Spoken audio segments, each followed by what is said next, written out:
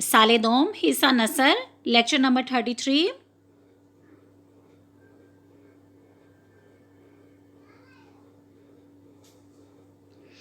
बिस्मिल्लाहिर्रहमानिर्रहीम। अस्सलाम वालेकुम वरहमतुल्लाहि वबरकातुहू। जी अजीज़ तलबात, आज हम हिस्सा नसर में सबक नंबर 11 मवासलात के जदीद ज़राए, जिसके मुसन्निफ़ हैं डॉक्टर हफीज़ुर्रहमान। इनकी पैदाइश है 1936। डॉक्टर हफीज़ुर्रहमान, इनकी पैदाइश क्या है बेटा? 1936।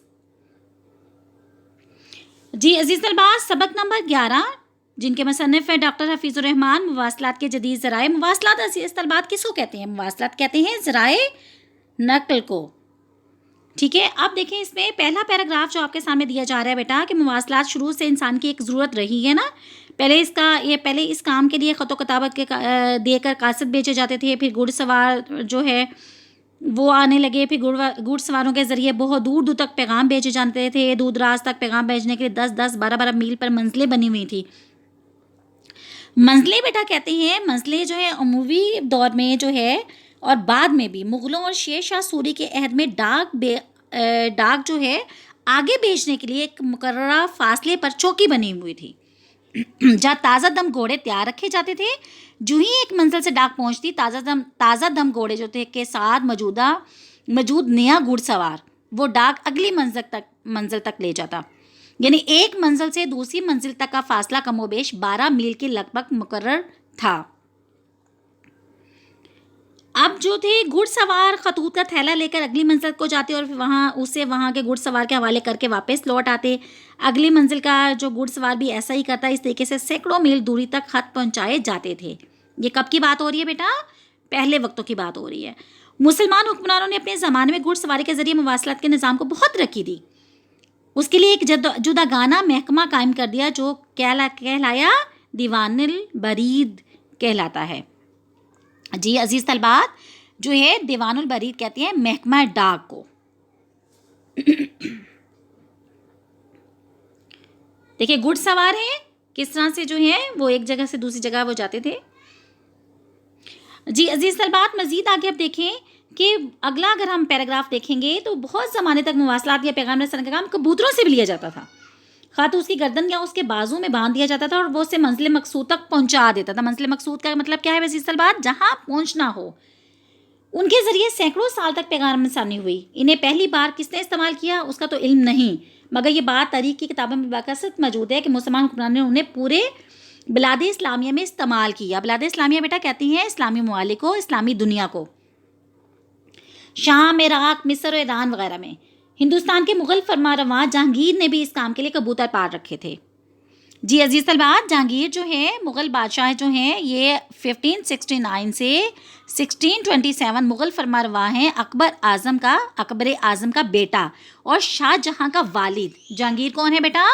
मुग़ल फरमारवा अकबर आज़म का बेटा और शाहजहाँ का वालिद। अब देखें इसकी क्या है, ये क्या मैंने आपको बताया ये कि जहांगीर किसका बेटा है? अकबर आज़म का बेटा और शाहजहाँ का वालिद है। अब कहते हैं कि जहांगीर ने भी इस काम के लिए कबूतर पाल रखे थे। बाद में यूरोप के हुक्मरानों ने भी पैगाम रसानी के लिए इन्हें इस्तेमाल किया।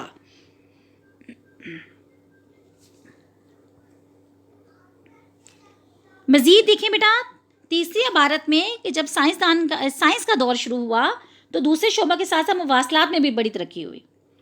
अब कहते हैं कि जब जो पहले हमने क्या कहा कि घुड़सवारों के ज़रिए जो है मीलों जो है ख़त व किताबत पहुँचाई जाती थी। फिर बहुत सारे हुक्मरानों में, बहुत सारे शहरों में, बहुत सारे ममालिक में कबूतरों के ज़रिए पैगाम रसानी का जो सिलसिला जारी था। अब आगे क्या है, जब साइंस का दौर शुरू हुआ यानी कि इंसान ने तरक्की करना शुरू की, गुज़िश्ता सदी में मोटर और रेल ईजाद हुई। अब कहाँ पर क्या हुई? मोटर और रेल ईजाद हुई और जिससे मोटर रेल की मोहताजी ख़त्म कर। अब देखें यहाँ पे क्या हुआ, मोटर और रेल ईजाद हुई, इसके बाद डाक भी इसके ज़रिए भेजी जाने लगी। इन्हीं बरसों में एक आला ईजाद हुआ जिससे मोटर रेल की मुहताजी ख़त्म कर दी, क्योंकि इस आले के ज़रिए दूर दूर तक पैगाम रसानी की जाने लगी थी। वो आला कौन सा था? आला टेलीग्राफी का था। कौन सा था बेटा आला? जी टेलीग्राफी का है। टेलीग्राफी किसे कहते हैं? उर्फ़ आम में इसे तार कहते हैं। इशाराती ज़बान के ज़रिए पैगाम एक जगह से दूसरी जगह तक पहुँचाने का ज़रिया था, जदीद ज़रिया था। अब इसके मुतबादिल दीगर ज़राए वजूद में आ चुके हैं। अब इसके जो है अब आगे जो बता रहे हैं कि इन्हीं वर्षों में एक आला जो है अब वो अलग क्या था आला टेलीग्राफी का था, जिसे 1838 में फर्नले मॉरिस ने ईजाद किया। ठीक है बेटा, फर्नले मॉरिस ने ईजाद किया। अब जो है आप ये देखें फर्नले मॉरिस जो है 1791 से 1872, पूरा नाम समोवेल फर्नले मॉरिस था। ये साइंसदान नहीं था, एक अमेरिकी क्या था, पादरी के घर पैदा हुआ, तस्वीरें बनाया करता था, फिर नक्काश बन गया। 1828 में न्यूयॉर्क सिटी यूनिवर्सिटी में आर्ट्स का प्रोफेसर मुकर्रर हुआ। 1838 में बरकी तार का मौजूद बना। ठीक है, ये बरकी तार का मौजूद बना। अब फिर 1895 में वायरस ईजाद हुआ। फिर क्या हुआ, वायरस किसे कहते हैं बेटा, बग़ैर तार के जो है, तार के वास्ते के बग़ैर पैगाम रसानी का जो आला है, जो किसी तार को वास्ता बगैर फ़िज़ा में पाई जाने वाली रेडियाई लहरों के ज़रिए पैगाम पहुंचाने लगा। अब इन आलात के ज़रिए पैगाम रसानी के लिए वक्त का आमिल भी ख़त्म हो गया, क्योंकि जिन लहरों पे भेजी जाती हैं उनके सफ़र की रफ्तार 1,86,000 मील है, यानी 3 लाख किलोमीटर फ़ी सेकंड, जिनमें जबकि ज़मीन का कुतर क्या है, इससे भी बहुत कम, सिर्फ चंद हज़ार मील है। कुतर किसे कहते हैं बेटा, वो ख़त्ते मुस्तकीम जो दायरे के दरमियान से गुजर कर मुही के दोनों सिरों को आपस में मिलाता है। जी अजीज तलबात, अब देखिए सफ़ा वो वायरस। अब देखिए वायरस की इजाद का असूल ये है कि सूरज से निकलने वाली 3 किस्म की शुआएं, 3 किस्म की लहरों में से एक जो थी वो कौन सी लहर थी, बरकी मकनातीसी लहरें थी। ठीक है, जो रेडियाई लहरों भी कहलाती हैं, जो क्या कहलाती हैं, रेडियाई लहरें भी कहलाती हैं, जबकि बकिया 2 लहरें जो हैं रोशनी और हरारत हैं। अब इस पूरे में क्या बात बता रहे हैं कि अगर आप जो हैं तालाब में ढीला फेंकते ही उसके पानी में खलल पैदा हो जाता है ना, जिससे इसके चारों तरफ क्या हो जाती है, पे दर पे लहरें उठने लगती हैं, और वो यके बाद दीगरे जो हैं, यके बाद दीगरे का मतलब है एक के बाद दूसरी, यके बाद दीगरे तालाब के किनारे की तरफ फैलने लगती हैं। फ़िज़ा में भी पानी की लहरों की तरह रेडियाई लहरें होती हैं।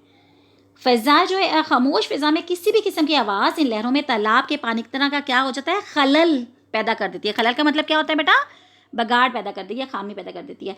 इस खलल के रुनमा होते ही रेडियाई लहरें इसे एक जगह से दूसरी जगह पहुंचा देने की सलाहियत रखती हैं, खा वो जगह बहुत दूर क्यों ना हो। जी अजीज़ तलबात, मज़ीद जो है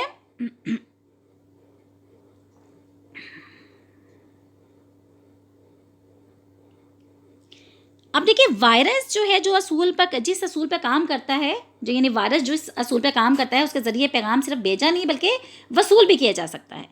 इसमें बेटा वो आप इस पूरे पैराग्राफ में जो आपको बता रहे हैं वो एक क्या है कि एक वायरस, लिहाजा इसके ज़रिए पैगाम का तबादला करने के लिए वायरस के 2 सेटों का होना ज़रूरी है।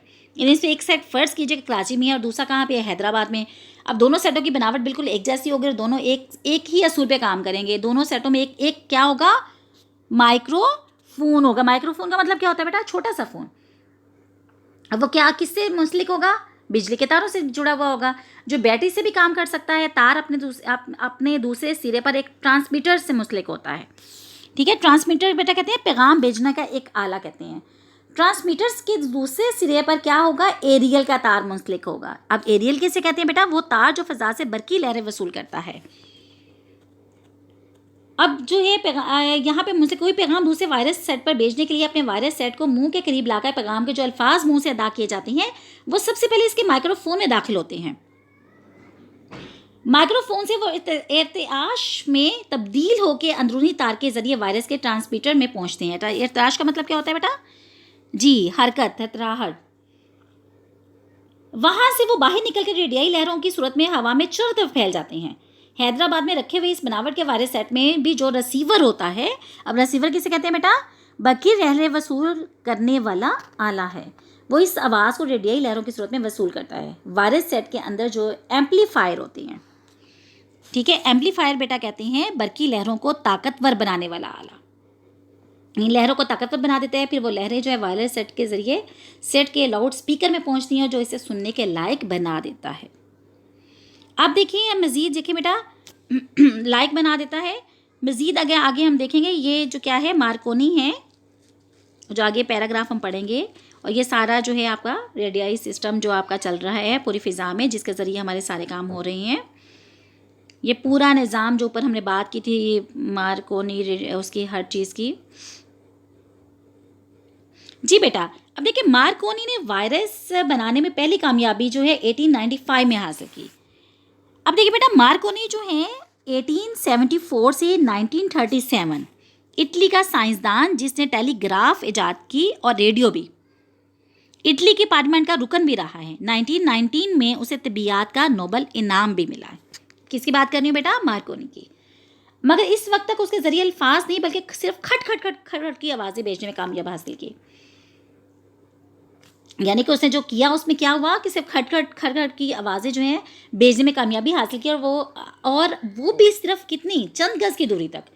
फिर उसने ट्रांसमीटर में एरियल का तार लगाया तो आवाज़ बहुत दूर तक जाने लगी। एरियल की मदद से इसी साल उसने 150 मील तक आवाज़ पहुंचा दी। आप देखिए, वायरस को सबसे पहले बहरी जहाज़ों के दरमियान जो था पैगाम रसानी के लिए इस्तेमाल किया जाता।